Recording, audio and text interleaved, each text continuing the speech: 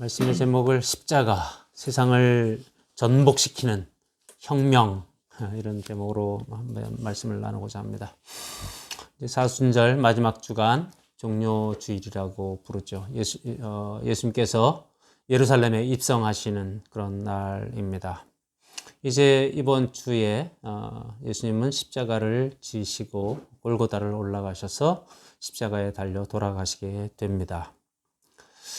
간혹 예수님이 골고다 언덕을 걸어 올라가시는 그림을 보게 되고, 그 그림이 곁에 아무도 없는 그 언덕길을 올라가시는 예수님의 모습을 보여줄 때에 그 언덕을 올라가시는 예수님의 모습에서 많은 것들을 생각하고 상상하게 됩니다. 하나님의 아들이신 예수님이 왜 그러셔야 했을까요? 하나님의 아들인 예수님이 왜 그 골고다 언덕을 혼자 외로이 헉헉거리며 올라가셔야만 했을까요? 제자들은 다 배신하고 떠나고 주변에 자신들을 예수님을 따르던 수없이 많은 제자들이 하나도 보이지 않습니다. 그리고 십자가에서 그분은 인간으로서 당할 수 있는 최대의 고통을 겪으며 돌아가셨습니다. 왜 그러셔야 했을까요? 저는 답을 이렇게 찾아봅니다. 우리 모두의 죄, 전 인류의 죄, 그 죄를 씻기 위하여, 그리고 그 죄로 말미암은 오염을 씻어내기 위하여 라고 답을 하고 싶습니다. 그런데 우리가 잘 알듯이 지금 우리가 보고 있는 이 세상은 이미 오염된 세상, 무질서한 세상, 불의가 판치는 세상, 어둠이 가득한 세상이 되어 있습니다. 이 세상을 우리가 올바르다 할 수 있을까요? 거짓이 진실을 덮고 이기고 힘 있는 자들이 약자들을 마구 삼키고 있고, 힘과 소유와 이런 것들을 가진 자들이 더 많이 가지려고 탐욕으로 가득 찬 세상, 이것이 과연 올바른 세상이라고 할 수 있을까요? 당연히 아니요 이죠. 이 세상은 바뀌어야 합니다. 뒤집어져야 될 필요가 있습니다. 그 뒤집어짐을 위해서 예수님이 오신 줄로 믿습니다. 그래서 예수님은 모든 것을 전복시킵니다. 그들이 알고 있었던 올바르다고 생각했던 것들, 그들이 당연하다고 생각했던 것들을 다 뒤집어 엎습니다.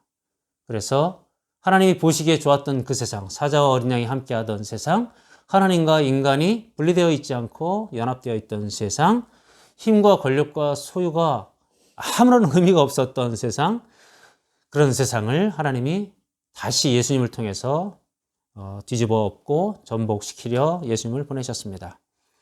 하나님의 질서 있는 세상, 하나님이 충만한 세상, 하나님의 빛으로 충만한 세상을 다시 만들어 가십니다. 이것이 예수님이 오셔야 했던 이유다라고 저는 선언합니다. 하나님의 뜻, 하나님의 다스리심이 온전케 되는 세상, 그것이 예수님이 오신 목적입니다. 그런데 이 일은 예수님이 오신 이후로 1세기 초대교회에서부터 시작되어서 지금까지 계속 진행되고 있습니다. 오늘 우리가 읽었던 본문 히브리 기자는 이 히브리 유대인들, 개종자인 이 히브리 유대인들에게 그들이 갖고 있었던 생각을 전복시키는 엄청난 선언들을 하기 시작합니다. 우리는 지난 히브리서 묵상을 통해서 5장부터 지금 이 10장에 이르기까지 히브리서의 절반이 이 대제사장, 제사, 제물, 짐승의 피에 대한 얘기를 했다, 이렇게 말씀드렸는데요. 그것들보다 더 좋은 제사, 더 나은 제사가 있다, 히브리 기자는 그렇게 이야기를 했었습니다. 그런데 오늘 10장에 와서는 더 좋은 제사, 더 좋은 제사장이 있다, 이거 정도 수준이 아니라 더 강력한 얘기를 합니다. 뭐라고 하냐면 너희들이 드리는 제사를 하나님이 원하지도 않고 기뻐하지도 않는다. 이 말에 관하여 히브리 이 개종자들은 어떻게 받아들였을까요? 아마도 충격이었을 겁니다. 그들의 생각과 그들의 가치관이 막 전복되어지고 뒤집어지고 엄청난 쇼크에 빠졌을 것이다, 이렇게 생각되어집니다. 평생 동안 내가 옳다고 믿었던 것이 어느 한순간 무너지는 느낌을 받아보신 적 있습니까? 그것은 아마 엄청난 충격일 수밖에 없을 것입니다.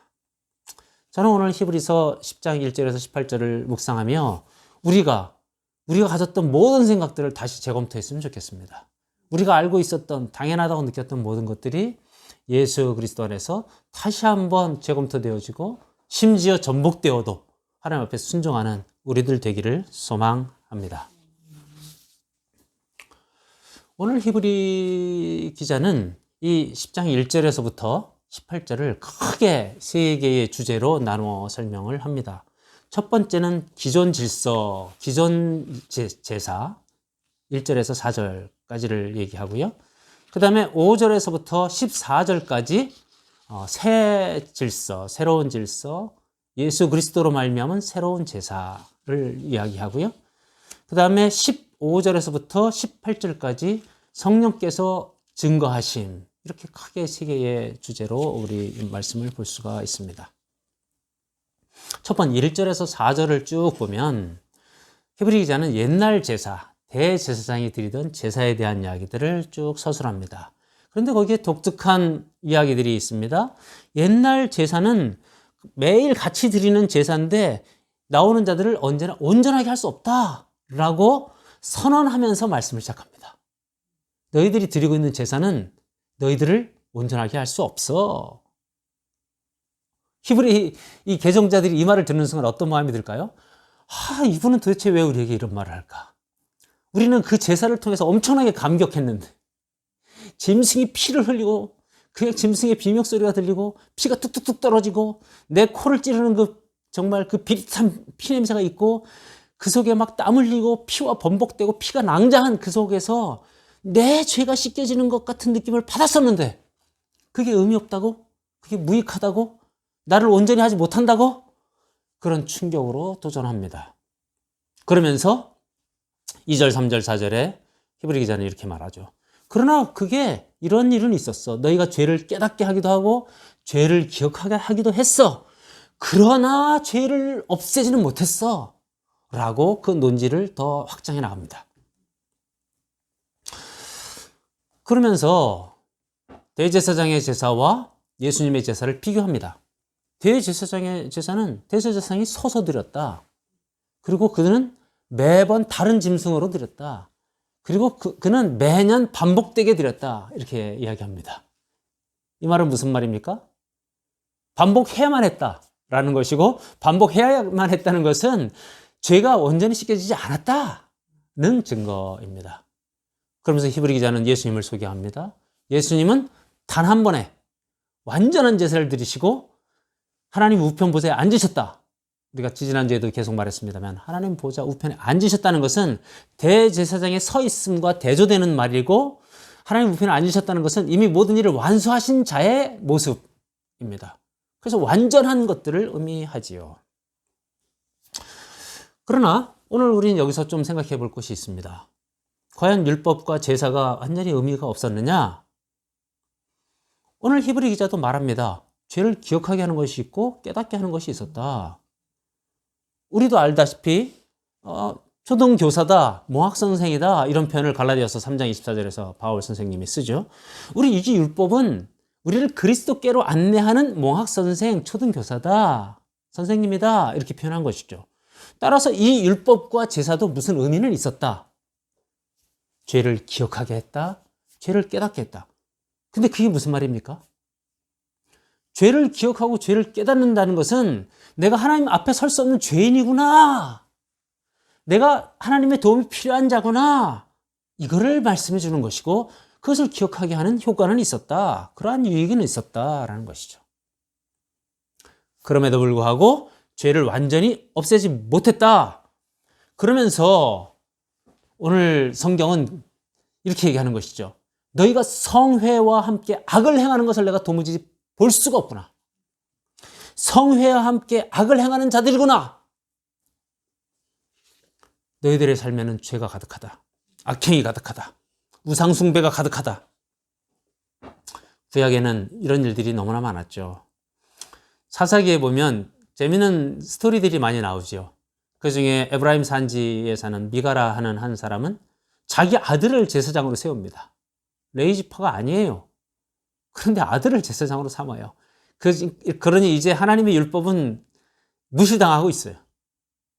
내 아들을 세워요. 그리고 나서 베들레헴에서 올라온 한 레위 지파의 청년이 자기 집에 머물게 되는데 그에게 돈을 주고 매달 월급을 주면서 네가 우리 집의 제사장이 되라. 그래서 미가의 제사장이라는 단어가 나옵니다. 미가 집안의 개인 제사장을 고용합니다. 고용된 제사장이 나옵니다. 그러면서 그가 마음에 뭐라고 하는지 아세요? 내가 우리 집에 이제 제사장이 있으니 여호와께서 우리 집에 복을 주시리로다. 제사장이, 고용된 제사장이 우리 집에 복을 주는 자예요. 제사장이 생겼으니 하나님이 우리에게, 여호와가 우리에게 복을 줄 것이다. 완전히 신앙이 전도되었어요. 이런 일들이 벌어졌어요. 여러분, 엘리 제사장의 두 아들, 홈리와 비느하스, 제사장의 아들들이에요. 그런데 그들이 무슨 짓을 합니까? 이스라엘 백성들이 가져온 제물들을 하나님께 드리기 전에 먹어요. 그리고 회막문에서 수종드는 여자들과 음행을 해요. 난리가 나죠. 이렇게 엉망진창이 된 그들을 보면서 하나님이 성회와 함께 악을 행하는 것을 내가 도저히 볼 수가 없구나. 그들이 어떻게 됩니까?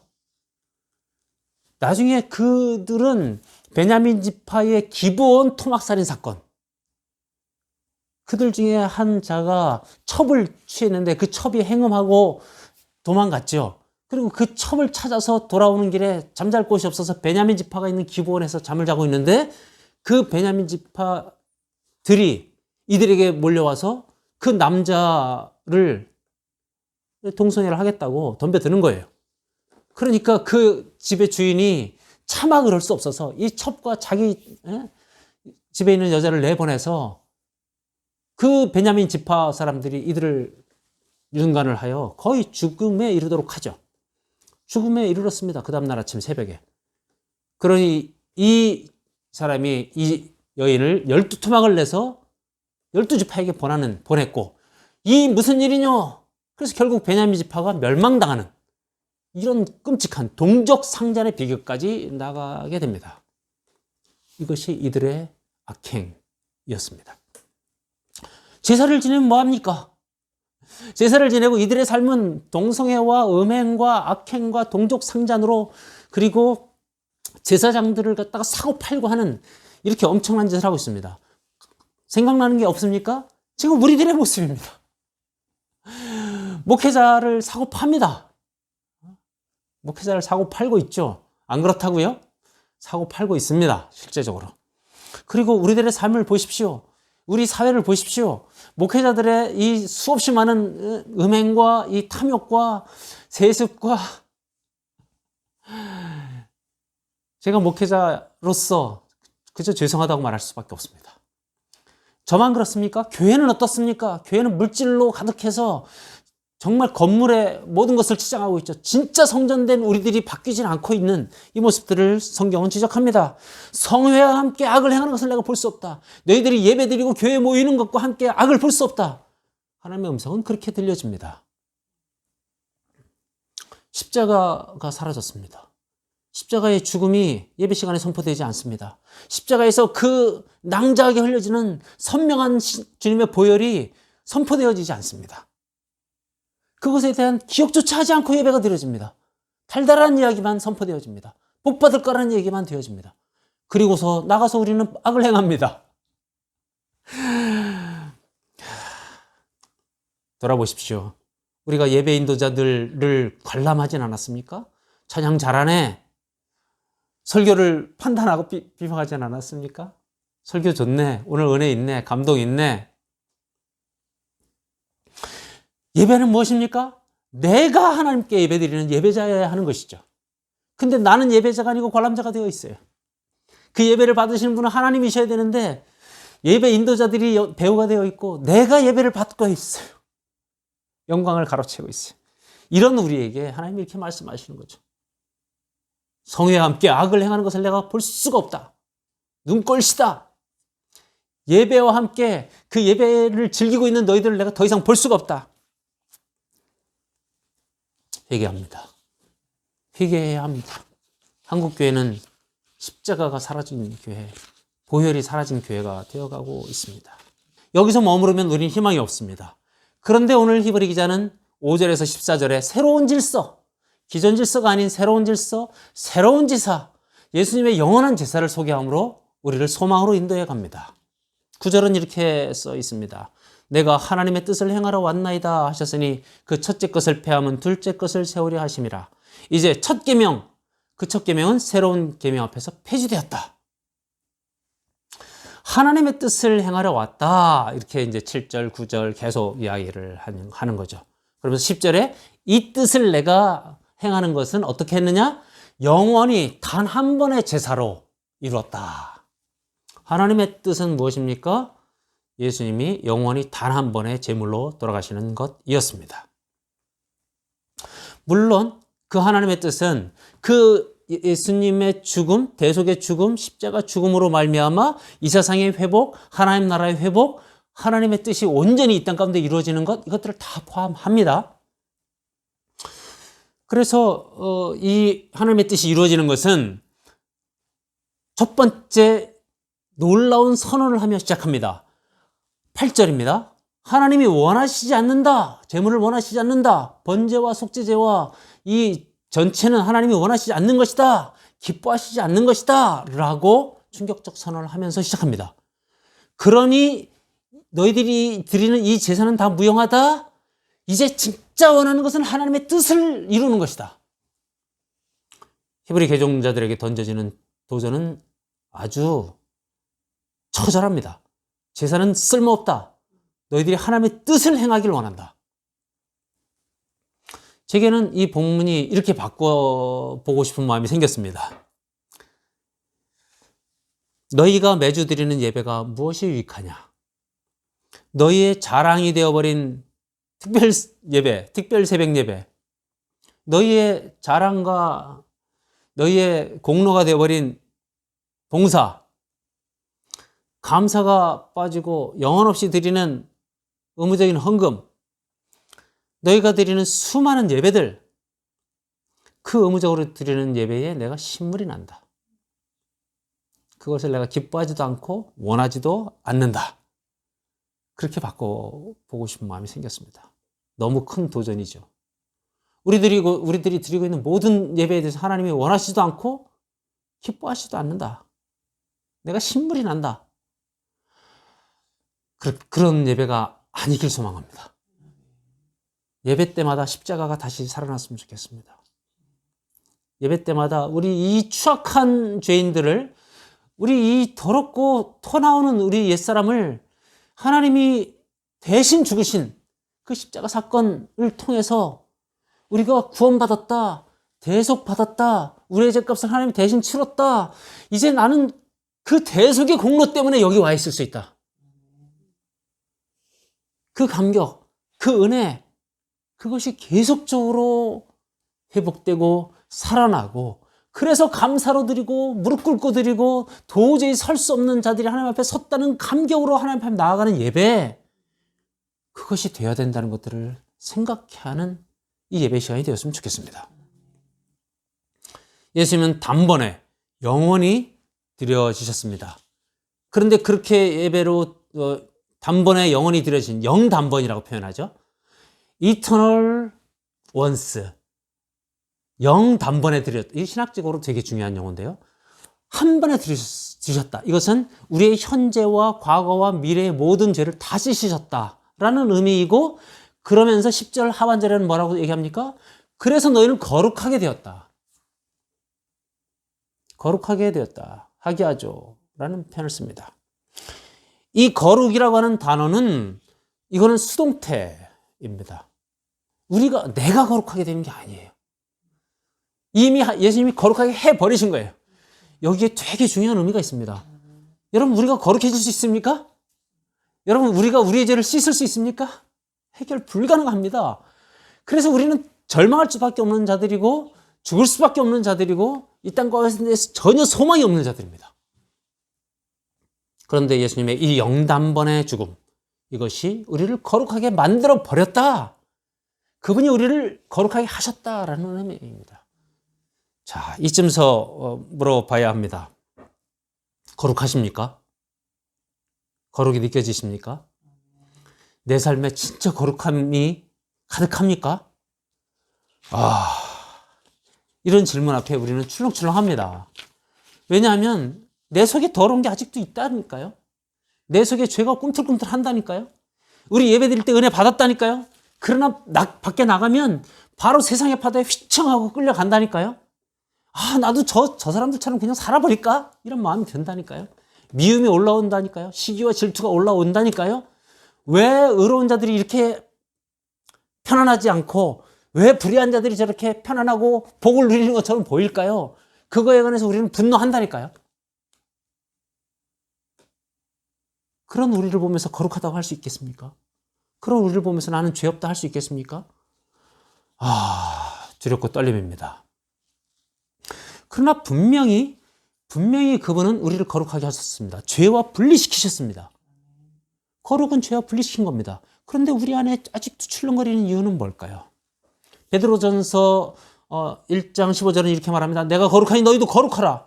레위기 19장 2절은 이렇게 말합니다. 이스라엘 자손의 온 회중하게 말하여 이르라. 너희는 거룩하라.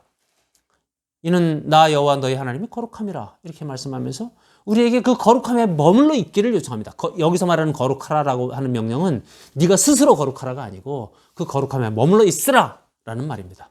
왜 하나님 우리에게 거룩함에 머물러 있으라고 말할까요? 왜 우리를 거룩하라고 말할까요? 왜 우리를 거룩하게 하셨을까요? 하나님이 거룩하시다. 그 하나님 앞에, 그 거룩하신 하나님 앞에 거룩하지 않은 자는 설 수 없습니다. 죽습니다. 우리가 너무나 잘 알고 있습니다. 대제사장들은 지성소에 1년에 한 번 들어갈 때 거룩하지 않고 스스로 속죄 제물로 드리지 않고는 들어가지 못했습니다. 그러면 그는 거기서 죽을 수밖에 없었습니다. 마찬가지로 우리도 거룩하지 않으면 하나님 앞에 설 수가 없습니다. 따라서 예수 그리스도의 거룩하게 하심이 없이는 우리 하나님 앞에 나아갈 수 없는 자들임을 고백합니다. 성소와 지성소를 가르고 있었던 휘장이 예수 그리스도의 죽음으로 말미암아 찢어진 사건을 우리가 다 기억합니다. 이번 주에 이 고난주간에 금요일 그날에 그 휘장을 하나님이 찢으십니다. 위로부터 아래로 찢으십니다. 그래서 우리를 거룩하게 하시고 성소에서 지성소로 들어갈 길을 열어주셨습니다. 우리는 하나님 앞에 나아갈 길이 열려졌습니다. 그 말은 무엇입니까? 우리가 거룩하기 때문입니다. 여기에 딜레마가 있습니다. 우리를 거룩하게 하셨고 이미 길이 열려있고 하나님께 나아갈 길이 열려있다 하는데 우리의 느낌과 우리의 생각으로는 우리는 거룩하지 않아요.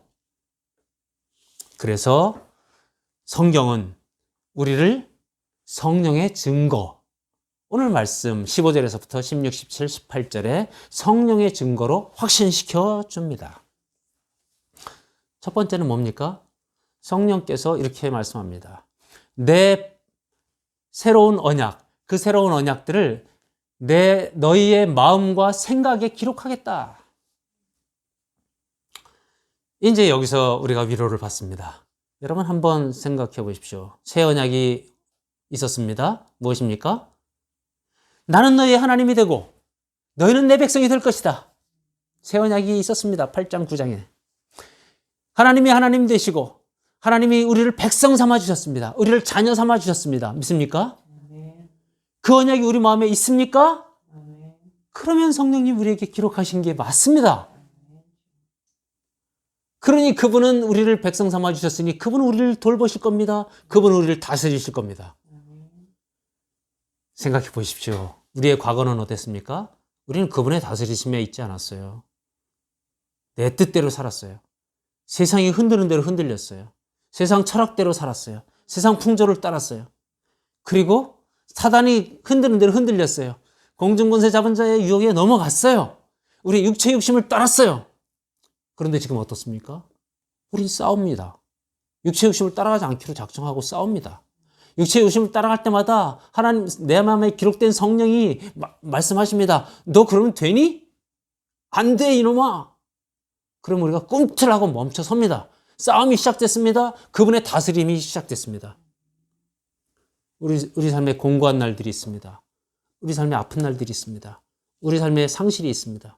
그럴 때 하나님께 우리는 간구할 수 있는 권한이, 간구할 수 있는 힘이 있습니다. 그때 하나님 우리에게 또한 응답하시고 돌보십니다. 다스림과 돌보심이 있습니다. 그래서 그 언약이 우리 마음에 새겨진 것들이 증거가 우리 삶에 나타나고 있습니다. 그래서 성령이 증거하시고 보증하십니다. 내가 내 율법을 내 언약을 너희들의 마음과 생각에 기록하였다 믿으시기 바랍니다. 우리 마음에 기록된 그 법이 작동하고 있다면 우리는 하나님의 백성이 되어진 것을 확신합니다. 그런데 그뿐이 아닙니다. 놀랍게도 17절에서는 아까 앞에서는 기록하였다 그랬는데 이번엔 기록해서 완전히 이렇게 선명하게 남아있는 것과 상관없이 기억하지 않겠다. 다 지워버렸다. 이게 약간 대조적인 말씀을 씁니다. 무엇을 기억하지 않는다? 너희들의 죄와 불법. 성령님께서 말씀합니다. 너희들의 죄와 율법은 하나님께서 기억조차 하지 않으신다. 동이 서에서 먼 것처럼 기억하지 않으신다. 주홍같이 붉을지라도 눈과 같이 희게 될 것이다. 하나님은 우리의 죄와 불법을 다 기억하지 않는다라고 선언하십니다. 그런데 우리는 아까 뭐라고 그랬어요?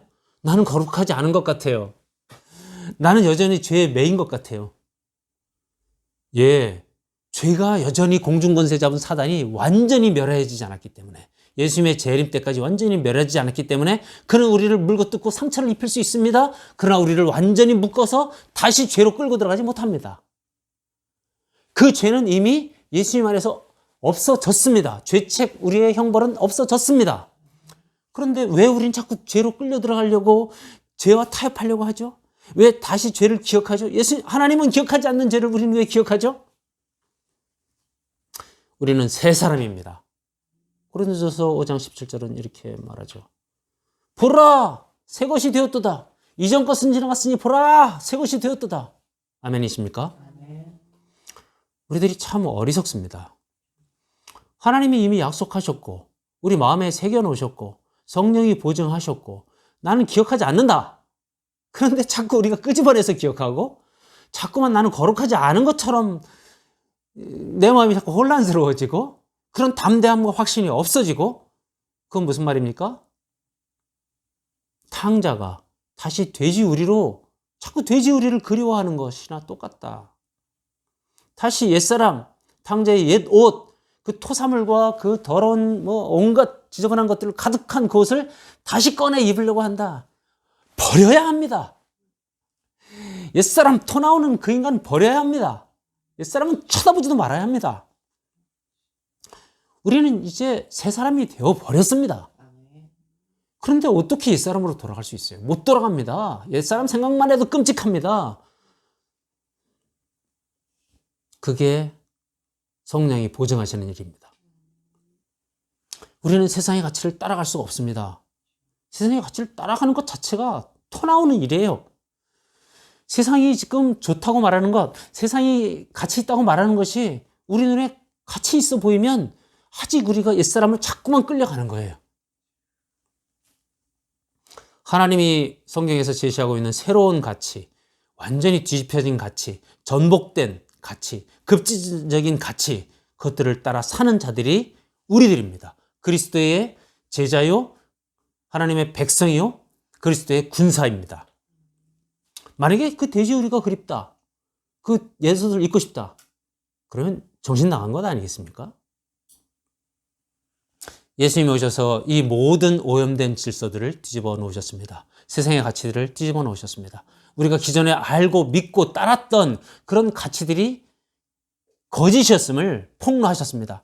우리가 당연히 알고 있었던, 당연한 것으로 믿었던 그 모든 가치와 질문들에 예수님은 도전하시고 질문하십니다. 재정립하십니다.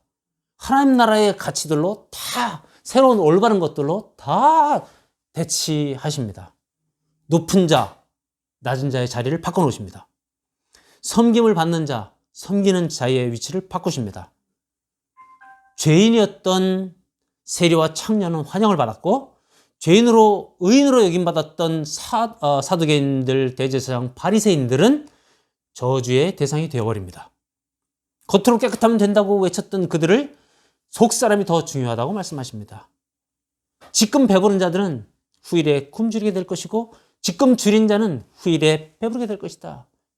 의에 줄이고 목마른 자는 배부르게 될 것이다 말씀합니다.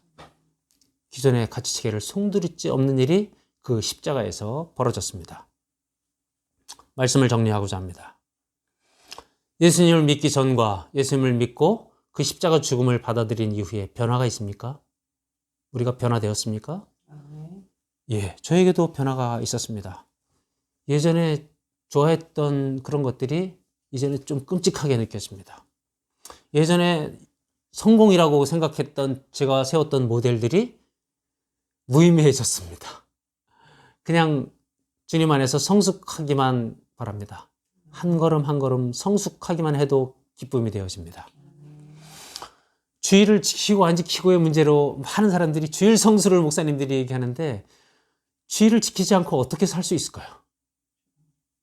우리 일주일 동안 더러워지고 엉망진창이 되고 세상에서 상처받은 영혼들이 이 주님 앞에 나와서 이 주일 예배 앞에서 하나님으로부터 위로받고 하나님의 말씀을 들으며 그 감격하는 그 마음으로 다시 성령님이 등 두들겨 주시는 것을 경험하지 않고는 어떻게 세상을 살아갈 힘을 우리가 가질 수 있을까요? 우리는 바뀌어버렸어요. 새 사람이 되어버렸습니다.